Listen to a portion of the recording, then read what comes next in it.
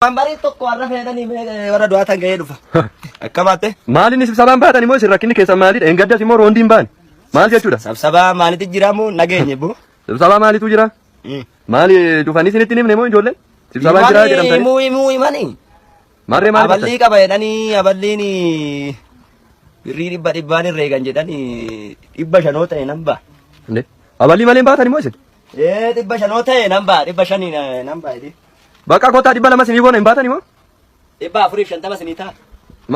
Obbo Shawangizaan immoo nuti maal irraa arganna? 200 sii boona kottu? Hin baa'u 450 ta'e malee. Obbo Shawangizaan rakkina nuumina. Arraa du'aa kiyyan deemante narraa deemu. Polotikanya. Polotikanyaa dheesi. Sibsabaan ba'uun jedhe polotikanyaa qaba. Sirriidha polotikanyaadha bakka namni sibsabaan ba'e polotikanyaadha. Hin gaafachiisa. Isin gaafachiisa. Eegasuu nan ba'a. Beenu nan. Bakka kottu. Polotikanyaa naan jettee na isisuu fi deebi nan ba'a na caadaa nan ba'a akkas ta'a.